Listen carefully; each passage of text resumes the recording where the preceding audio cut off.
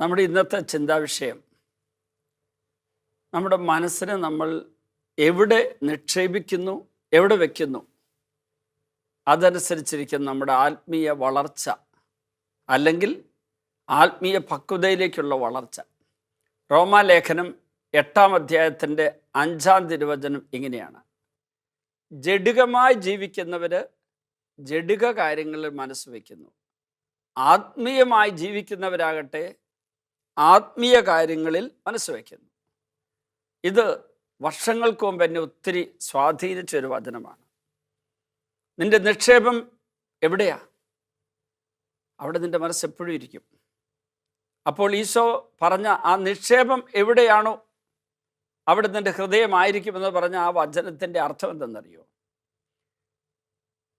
നമ്മുടെ ആത്മാവിൻ്റെ കാര്യം, ആത്മീയ ആരോഗ്യത്തിൻ്റെ കാര്യം, ആത്മാവിൻ്റെ അനുദിന പോഷണത്തിൻ്റെ കാര്യം, ആത്മാവിൻ്റെ വളർച്ചയുടെ മേഖല, ആത്മാവിൻ്റെ പരിപക്വതയിലേക്കുള്ള വളർച്ചയുടെ മേഖല നിരന്തരമായി ഒരു ധ്യാന വിഷയവും നമ്മുടെ ഒരു പരിശ്രമവുമായിട്ട് മാറണമെങ്കിൽ ആത്മീയ കാര്യങ്ങൾ മനസ്സ് വയ്ക്കണം. ഇനി ജഡിക കാര്യങ്ങൾ മനസ്സ് വയ്ക്കരുതെന്ന് പറയുമ്പോൾ പെട്ടെന്ന് പലരും തെറ്റിദ്ധരിക്കുന്നത് സെക്സുമായിട്ട് ബന്ധപ്പെട്ട, ലൈംഗികതയുമായി ബന്ധപ്പെട്ട. ബൈബിളിലെ ഈ പറയുന്ന വചനത്തിന് അങ്ങനെ ഒരു അർത്ഥമില്ല. ലൈംഗികതയും അതിൽപ്പെടും, അല്ലെങ്കിൽ ആ മേഖലയിലെ തെറ്റുകുറ്റങ്ങൾ അതിലേക്ക് പോകരുതെന്നതിന് അർത്ഥമുണ്ടെങ്കിലും ജഡിക മനുഷ്യൻ എന്നൊക്കെ പറഞ്ഞാൽ എന്താണ്? പരിശുദ്ധാത്മാവിൻ്റെ നിയന്ത്രണമില്ലാത്ത, എന്നാൽ അശുദ്ധാത്മാവിൻ്റെ നിയന്ത്രണമുള്ള ഒരു മനുഷ്യ വ്യക്തിയുടെ വ്യക്തിത്വം, അയാളുടെ ശൈലികൾ, ക്രമങ്ങൾ, ജീവിതം, സ്വഭാവം എല്ലാം കൂടെ കൂടിയതാണ് ഈ ജഡിക മനുഷ്യൻ എന്ന് പറയുക.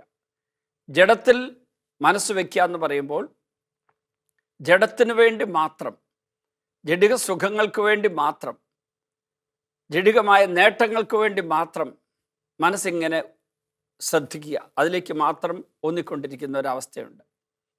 അങ്ങനെയുള്ളവരെക്കുറിച്ച് പൗലോസ് ശ്ലീഹ പറയുന്ന ഒരു വചനമുണ്ട്, 1 കൊരിന്ത്യർ 15:19. ഈ ജീവിതത്തിന് വേണ്ടി മാത്രം യേശു ക്രിസ്തുവിൽ പ്രത്യാശ അർപ്പിച്ചിട്ടുള്ളവരാണ് നമ്മളെങ്കിൽ നാം മറ്റെല്ലാ മനുഷ്യരെക്കാൾ നിർഭാഗ്യവാന്മാരാണ്. If we have put our trust in the lord for this world only, we are the most pitiable people of all.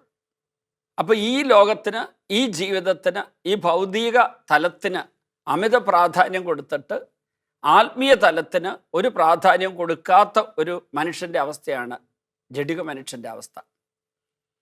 അപ്പോൾ റോമ 12:2 വചനമുണ്ട്. പൗലോസ് ശ്ലീഹ തന്നെ പറയുന്നൊരു വചനം, എന്നെ ഒത്തിരി സഹായിച്ചിട്ടുള്ളൊരു വചനം: നിങ്ങൾ ഈ ലോകത്തിന് അനുരൂപരാകരുത്, പ്രത്യുത നിങ്ങളുടെ മനസ്സിൻ്റെ നവീകരണം വഴി രൂപാന്തരപ്പെടുവിൻ. അപ്പോൾ നല്ലതെന്താണ്, ദൈവത്തിന് പ്രീതികരമായത് എന്താണ്, ദൈവത്തിന് സ്വീകാര്യമായത് എന്താണ്, പരിപൂർണമായത് എന്താണ് എന്ന് വിവേചിച്ചറിയാൻ നിങ്ങൾക്ക് സാധിക്കും. അപ്പോൾ ദൈവാത്മാവിനാൽ നയിക്കപ്പെടാത്ത മനുഷ്യ പ്രകൃതിയാണ് നമ്മൾ തിരുത്തേണ്ടതെങ്കിൽ നമ്മൾ മനസ്സിനെ ഒന്ന് നവീകരിച്ചെടുക്കണം. മനസ്സ് എവിടെ കൊണ്ട് വെക്കുന്നത്? ഒരാൾ ധ്യാനിക്കാൻ വന്നു. ധ്യാനിക്കാൻ വന്നതിന് ശേഷം അദ്ദേഹം എന്നോട് പറഞ്ഞു, ഞായറാഴ്ച രാത്രി തന്നെ ഞാൻ തിരിച്ചു പോവുകയാണ്. വളരെ പ്രതീക്ഷയോടെയാണ് ഞാൻ വന്നത്, പക്ഷേ എനിക്ക് ധ്യാനിക്കാൻ പറ്റില്ല. ഞാൻ എന്തു പറ്റി? AC റൂം വേണമെന്ന് ഞാനിവിടെ വിളിച്ച് പറഞ്ഞിരുന്നു, അച്ഛനെ എനിക്ക് കിട്ടിയില്ല. അപ്പോൾ ഇവിടെ വരുമ്പോൾ തരാമെന്ന് ഓഫീസിലിരുന്നവർ പറഞ്ഞു. പക്ഷെ ഇവിടെ വന്നപ്പോൾ AC റൂം എല്ലാം നേരത്തെ ബുക്ക് ചെയ്തു പോയി. ഞാൻ ചോദിച്ചു, എപ്പോഴാണ് വന്നത്? 6 മണിക്കാണ് വന്നത്. അപ്പോൾ ഞാൻ പറഞ്ഞു, നേരത്തെ വരുമായിരുന്നെങ്കിൽ കിട്ടുമായിരുന്നല്ലോ AC റൂം. അപ്പോൾ പറഞ്ഞു, എന്നോട് അങ്ങനെ ആരും പറഞ്ഞില്ല നേരത്തെ വരണമെന്ന്.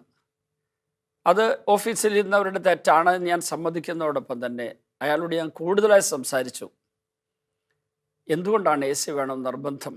അപ്പോൾ പറഞ്ഞു, എനിക്ക് ചൂട് സഹിക്കാൻ പറ്റില്ല. അപ്പോൾ ഞാൻ അദ്ദേഹത്തോട് കുറച്ചു നേരം പ്രാർത്ഥിച്ചു. ഞാൻ പറഞ്ഞു, എനിക്കും ചൂട് അമിതമായാൽ വലിയ ബുദ്ധിമുട്ടുള്ള ആളാണിപ്പോൾ. പണ്ട് അങ്ങനെ അല്ലായിരുന്നു, തണുപ്പായിരുന്നു എനിക്ക് ബുദ്ധിമുട്ട്. ഇപ്പോൾ എനിക്ക് ചൂട് കൂടിക്കഴിഞ്ഞാൽ ബുദ്ധിമുട്ടുണ്ട്. പക്ഷേ ചൂട് കൂടിക്കഴിഞ്ഞാലും ഞാൻ അതിനെ അതിജീവിക്കുന്നത് എങ്ങനെയാണെന്ന് ചോദിച്ചാൽ, എനിക്ക് പ്രതികൂലമായ ഈ ചൂട് സമയത്തുണ്ടാകുന്ന വിയർപ്പും മറ്റ് ബുദ്ധിമുട്ടുകളും ആ പ്രയാസങ്ങളിലും അതിൽ ഞാൻ മനസ്സ് കൊണ്ടുവയ്ക്കില്ല. എൻ്റെ ബലിജീവിതത്തിൻ്റെ ഭാഗമായി, എൻ്റെ പൗരോഹിത്യ ശുശ്രൂഷ ജീവിതത്തിലെ ബലിജീവിതത്തിൻ്റെ ഭാഗമായി ഞാനതിനെ മാറ്റി ആ ചെറു സഹനത്തെ കർത്താവിന് കാഴ്ചവെക്കും. 2, 3, 4 തവണ അങ്ങനെ അസഹനീയമായ ചൂടും ആവശ്യത്തിന് ഫാനൊന്നും ഇല്ലാത്തൊരു സാഹചര്യത്തിൽ നിന്ന് പ്രസംഗിക്കേണ്ടി വന്നപ്പോൾ ഞാൻ അങ്ങനെ ചെയ്തിട്ട് എനിക്ക് ആത്മീയമായ ഗുണം കിട്ടി. അത് അദ്ദേഹത്തോട് പറഞ്ഞു. അതുകൊണ്ട് സാറൊരു കാര്യം ചെയ്യുക, ഉദ്യോഗസ്ഥനാണ് അദ്ദേഹം, സാറൊരു കാര്യം ചെയ്യുക, ഞാൻ ഈ പറഞ്ഞ രീതിയിൽ AC ഇല്ലായ്മയിൽ AC ഇല്ലാത്ത മുറി കിടന്നുറങ്ങി ധ്യാനത്തിൽ പങ്കെടുക്കുമ്പോൾ കിട്ടുന്ന അനുഗ്രഹവും പുണ്യവും വളരെ വലുതായിരിക്കും. മാത്രമല്ല, രാത്രിയിൽ ചുരുങ്ങിയ മണിക്കൂറുകൾ 5-6 മണിക്കൂറാണ് AC-യിൽ, ബാക്കി സമയം മുഴുവനും ചൂടുള്ള ഓഡിറ്റോറിയത്തിൽ, അതും മെയ് മാസത്തിൽ നല്ല ചൂടുണ്ട്. ആ സമയത്ത് അവിടെ വന്നിരിക്കണമല്ലോ. അവിടെ വന്നിരിക്കുമ്പോൾ സഹിക്കേണ്ടതല്ലേ? അപ്പോൾ പിന്നെ രാത്രി കുറച്ച് നേരത്തേക്ക് സുഖിക്കേണ്ട കാര്യമുണ്ടോ എന്ന് ഞാൻ ചോദിച്ചപ്പോൾ എന്നോട് പറഞ്ഞു, പക്ഷേ എനിക്ക് പറ്റില്ല അച്ഛാ, എനിക്ക് പോകണം. അപ്പോൾ ഭാര്യയെ കൂടാതെ ഒറ്റയ്ക്കാണ് എൻ്റെ അടുത്ത് അനുവാദം ചോദിക്കാമെന്ന്. ഭാര്യ സമ്മതിക്കുന്നില്ലായിരുന്നു. തമ്മിൽ ഭാര്യയും കൂട്ടിക്കൊണ്ട് വരാൻ പറഞ്ഞു. ഭാര്യയോട് ഞാൻ പറഞ്ഞു അദ്ദേഹത്തിന് പോകണമെന്ന് പറയും. പെട്ടെന്ന് ഭാര്യ ഞെട്ടോട് ചോദിച്ചു, എന്തിനു പോകണം? AC ഇല്ലായതുകൊണ്ട് പോകണം. പെട്ടെന്ന് ഭാര്യ ഇങ്ങനെ കുറച്ച് നേരം നോക്കി നിന്നിട്ട് ഭാര്യയുടെ കണ്ണ് നിറഞ്ഞൊഴുകി. ഭാര്യ പറഞ്ഞു, AC പോയിട്ട് സാധാരണ ഫാൻ പോലും ഇല്ലാതെ കോടിക്കണക്കിന് ജനങ്ങൾ ജീവിക്കുന്ന ഒരു രാജ്യത്ത് AC ഇല്ലെന്നും പറഞ്ഞ് ധ്യാനം ഒഴിവാക്കി പോകുന്നത് എന്തുകൊണ്ടാണ് അച്ചായന്, എങ്ങനെയാണ് സാധിക്കുന്നത്, എന്തുകൊണ്ടാണ് ഇങ്ങനെ പറയുന്നതെന്നും പറഞ്ഞൊരു വഴക്ക് പറഞ്ഞു. അല്പം ഗൗരവത്തിലാണ് പറഞ്ഞത്. കാരണം ആ സഹോദരി ഉന്നത ഉദ്യോഗം വഹിക്കുന്ന ആളാണ്. ഒരുപക്ഷെ ഞാനീ പറയുന്ന അവർ കേൾക്കുന്നുണ്ടായിരിക്കാം. പക്ഷെ ഒരു പോസിറ്റീവായ കേസായതുകൊണ്ടോ ഞാനിപ്പം പറയുന്നത്. അദ്ദേഹം ഞാൻ പറഞ്ഞു, ഇന്ന് രാത്രിയിലെ ശുശ്രൂഷ കഴിഞ്ഞിട്ട് എന്നെ കാണണം. രാത്രിയിലെ ശുശ്രൂഷ കഴിഞ്ഞു. അദ്ദേഹത്തിന് അപ്പോൾ അന്ന് കുറേ രോഗശാന്തികളുണ്ടായി. 1-ാം ദിവസം രാത്രി തന്നെ കുറേ രോഗശാന്തികളുണ്ടായി. ഞാനൊരു 7 മണി മുതലാണ് കയറിയത്. അപ്പോൾ അദ്ദേഹം ഒരു 9:30 എന്നോട് വന്നിട്ട് പറഞ്ഞു, അച്ഛാ, എൻ്റെ ഒരു രോഗം എനിക്ക് മാറി. വളരെ ഗുരുതരമായ ഒരു രോഗാവസ്ഥയായിരുന്നു. അതിൻ്റെ ഫലമായിട്ടുള്ള ചില ബുദ്ധിമുട്ടുകൾ എനിക്കുണ്ടായിരുന്നു. എനിക്ക് ഇരിക്കാൻ പറ്റില്ലായിരുന്നു. അതൊക്കെ മാറിയിട്ടുണ്ട്. ഞാൻ പോകുന്നില്ല. അദ്ദേഹം ധ്യാനമൊക്കെ കൂടി. അത് കഴിഞ്ഞ് പിന്നീട് 10 വർഷം കഴിഞ്ഞ് ഞാൻ അദ്ദേഹത്തെ അടുത്ത കാലത്ത് കണ്ടപ്പോൾ അദ്ദേഹം എന്നോട് പറഞ്ഞു, ഞാൻ പണ്ടൊരിക്കലും നോമ്പ് കാലത്ത് നോമ്പെടുത്തിട്ടില്ല. ഞാൻ ഒരിക്കലും ഒരു പരിത്യാഗപ്രവൃത്തി ചെയ്തിട്ടില്ല. സുഖം കിട്ടുന്നത് മാത്രമാണ് ഞാൻ തേടിയിരുന്നത്. ഞാൻ എൻ്റെ ജഡിക മേഖല അതിലാണ് എൻ്റെ മനസ്സ് വെച്ചിരുന്നത്. എനിക്ക് ജോലിയുണ്ട്, പണമുണ്ട്, പണം സൂക്ഷിക്കണം, പണം ജോലി പെൻഷനായതിനു ശേഷം ആ കിട്ടുന്ന സമ്പാദ്യം കൊണ്ട് സുഖമായി ജീവിക്കണം, എനിക്ക് ഉല്ലസിക്കണം, പിക്നിക്കിന് പോകണം, അതുപോലെ തന്നെ വിശ്രമ ജീവിതം നയിക്കണം. അങ്ങനെ തുടങ്ങി കഠിനാധ്വാനത്തെക്കാൾ ഉപരിയായിട്ട് വിശ്രമവും സുഖാലസമായൊരു ജീവിതവുമാണ് ഞാൻ ആഗ്രഹിച്ചത്. എൻ്റെ ജീവിതം മുഴുവൻ അങ്ങനെയായിരുന്നു. ചെറിയൊരു സഹനം പോലും എനിക്ക് ഏറ്റെടുക്കാൻ ഇഷ്ടമില്ലായിരുന്നു. രുചികരമായ ഭക്ഷണം കിട്ടില്ലെങ്കിൽ ഞാൻ വഴക്കുണ്ടാക്കുമായിരുന്നു. കറണ്ട് പോയാൽ അപ്പോൾ എനിക്ക് അരിശം പോയി. അതുകൊണ്ട് എൻ്റെ വീട്ടിൽ ജനറേറ്റർ പ്രത്യേകമായിട്ട് വെക്കുകയും ചെയ്തു. അങ്ങനെയുള്ള ആളായിരുന്നു ഞാൻ. ഇപ്പോൾ എനിക്ക് അനുവദിക്കപ്പെട്ട സുഖങ്ങൾ പോലും വേണ്ടെന്ന് വെച്ചുകൊണ്ട് ഞാൻ വളരെയേറെ ഒരു പരിത്യാഗത്തിൻ്റെ ജീവിതം നയിക്കുന്നു കഴിഞ്ഞ 10 വർഷമായിട്ട്. കാരണം അദ്ദേഹം ജഡിക കാര്യങ്ങളിൽ മനസ്സ് വയ്ക്കുന്ന സ്വഭാവത്തിൽ നിന്ന് ആത്മീയ കാര്യങ്ങളിലേക്ക് മനസ്സ് വയ്ക്കുന്ന അവസ്ഥയിലേക്ക് വന്നു. അപ്പോൾ ഭാര്യ എന്നോട് പറയുകയാണ്, അച്ഛാ, ആഴ്ചയിൽ 1 ഉപവസിക്കാൻ ഞാൻ തീരുമാനമെടുത്ത് ഞാൻ ഉപവസിച്ചു തുടങ്ങിയോടെ എൻ്റെ കൂടെ ഉപവസിക്കുന്ന ആൾ ഇപ്പോൾ എല്ലാ ദിവസവും 2 നേരം മാത്രമേ ഭക്ഷണം കഴിക്കൂ. ഒരു നേരത്തെ ഭക്ഷണം എല്ലാ ദിവസവും ഉപേക്ഷിക്കും. ഉച്ചഭക്ഷണം ഉപേക്ഷിക്കും. ഉച്ചഭക്ഷണം മൃഷ്ടാന്ന ഭോജനമായിരിക്കണം നിർബന്ധമുള്ള ആളായിരുന്നു.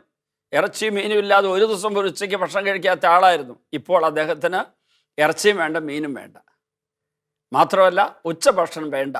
പ്രഭാത ഭക്ഷണം കഴിഞ്ഞാൽ പിന്നെ വൈകുന്നേരം 6 മണിക്ക് ലഘുഭക്ഷണം കഴിക്കും. അത് കഞ്ഞിയായിരിക്കും. അങ്ങനെ ജീവിക്കുകയാണ്. അതുപോലെ തന്നെ ഉല്ലാസങ്ങൾ, സിനിമ കാണാൻ പോകുന്നു, അല്ലെങ്കിൽ അതിന് പോകുന്നു, ഇതിന് പോകുന്നു. വല്ലപ്പോഴും മക്കളും പേരക്കിടാങ്ങളും വരുമ്പോൾ അവരുടെ കൂടെ പോകുമെന്നല്ലാതെ അതൊരു ലഹരി അല്ലാതായിട്ട് മാറി. പ്രിയപ്പെട്ടവരെ, നോമ്പ് കാലത്ത് നമ്മെ തന്നെ ഡിസിപ്ലിൻ ചെയ്യുന്നതിൻ്റെ ഭാഗമായി, ദൈവം നമ്മളെ ഡിസിപ്ലിൻ ചെയ്യുന്നതിൻ്റെ ഫലമായിട്ട് നമുക്ക് നമ്മുടെ മനസ്സിനെ ജഡിക കാര്യങ്ങളിൽ കൊണ്ടുവെക്കാതെ ആത്മീയ കാര്യങ്ങളിൽ കൊണ്ടുപോയി വെക്കുന്ന ഒരു സ്വഭാവത്തിലേക്ക് വളരാം. ഈശോയെ ജഡിക കാര്യങ്ങളിൽ മനസ്സ് വെച്ച് ജഡത്തിൻ്റെ വ്യാപാരങ്ങളിൽ മുഴുകി ജഡിക പാപസുഖങ്ങൾ പോലും ആസ്വദിച്ച് കഴിയുന്ന ദുരവസ്ഥയിൽ നിന്ന് ആത്മീയ കാര്യങ്ങൾ മനസ്സ് വെച്ച് ആത്മാവിന് ആരോഗ്യത്തിന് കാരണമാകുന്നത് മാത്രം സ്വീകരിച്ചുകൊണ്ട് ജീവിക്കാൻ ഞങ്ങളെ സഹായിക്കണമേ. പിതാവിൻ്റെയും പുത്രൻ്റെയും പരിശുദ്ധാത്മാവിൻ്റെയും നാമത്തിൽ ആമേൻ.